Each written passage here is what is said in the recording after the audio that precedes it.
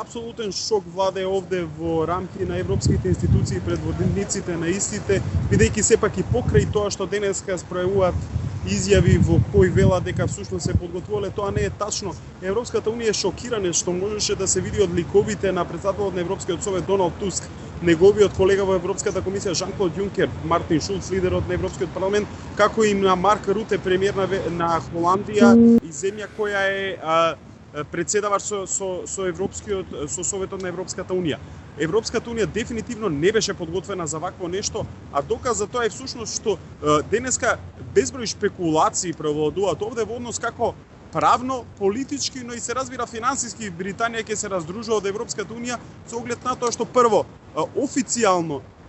референдумот во Британија не е обврзувачки и правно, но во секој случај истиот ќе го почитуваат и британците, тоа го најавија, доказ за истото и оставката на премиерот Камерон, како изјавите на лидерите на Европската унија. А во тој контекст нај спомнувана тема е всушност како правно ќе се случува раздружувањето, бидејќи од пред неколку години за прв пат беше воведен така наречен опт-аут или опција за излегување на некои од земјите членки после кризата со Грција и пред се појавата на економската криза на европскиот континент и во Европската унија, а тоа е членот 50 од договорот на Европската унија, според кој може под вонредни околности една земја да побара излегување или напуштање на унијата со тоа што ќе треба во период од 2 години да го договори правно, економски се разбира и политички своето раздружување. Во тој контекст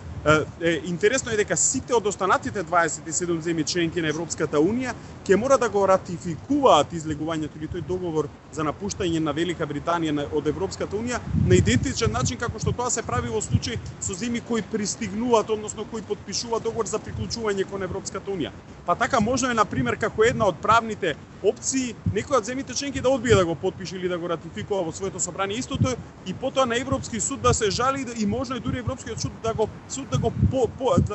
поништи овој референдум, односно да го поништи договорот за излегување. Се разбира, сето тоа е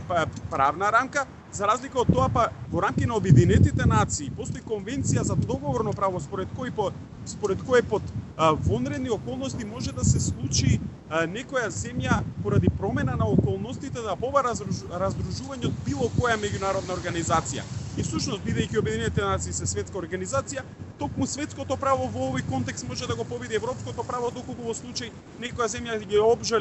го обжали британскиот договор за напуштање на унијата, па Европскиот суд донесе таква одлука за да го поништи, тоа може да се поништи со жалба на меѓународен суд, бидејќи како што кажав постои таква конвенција за договорно право во рамки на Обединетите нации. Во секој случај, она што сега во финансиски план, односно на економски план ја мачи унијата е тоа како ќе се случува раздружувањето во однос на контрибуциите кои ги дава Велика Британија во рамки на европскиот буџет. Се работи за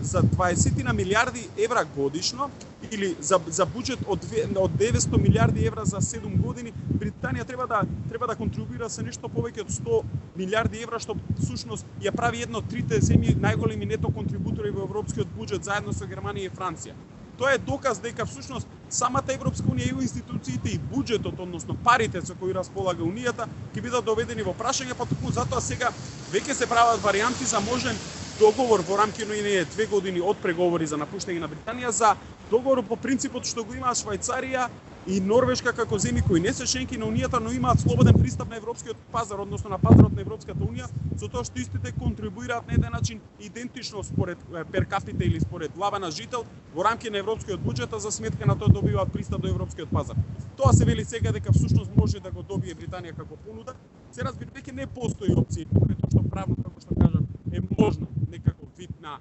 оспорување на целиот овој процес. Формално се разбира дека не постои. Британија е земја со долга традиција, долга демократија, таму се почитува правото на гласот на народот и истото и Европската унија најави дека ќе го почитува, што значи дека Британија е сега веќе на пат да ја напушти унијата, ќе следат долги преговори и разговори како тоа ќе се случи. И на крајот се разбира, ова е сето потврда и на тоа дека проширувањето на Европската унија сега доживува реверзибилен процес, односно наместо проширување се случува напуштање. И тоа е еден силен, меѓу другото и сигнал кој земјите како Република Македонија и останатите од Западниот Балкан, дека всушност овој процес доживува колапс и дека истите се разбира дека ќе мора да бараат алтернативни начини како да и се приближуваат на унијата и како всушност своите интереси да продолжат да ги бранат и да создаваат подобро утре за своите граѓани. И за крај само би сакал да спомнам дека една од работите кои ги плаши овде во Европската унија е како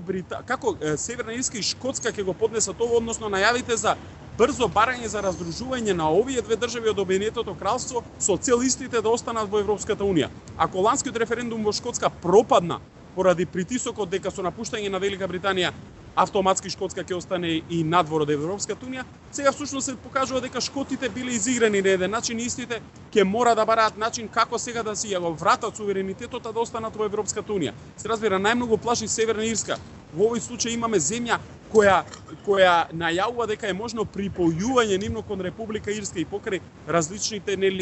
раздвојувањата на верска основа помеѓу католици и протестанти, сепак поради поголем финансиски интерес и интерес од политичка смисла за останување во Европската унија, Северна Ирска може да го побара ова, а тоа за жал според шпекулациите овде кои може да ги слушнам од британските новинари, може да предизвика до интервенција и тоа воена на британската војска, односно некој нов,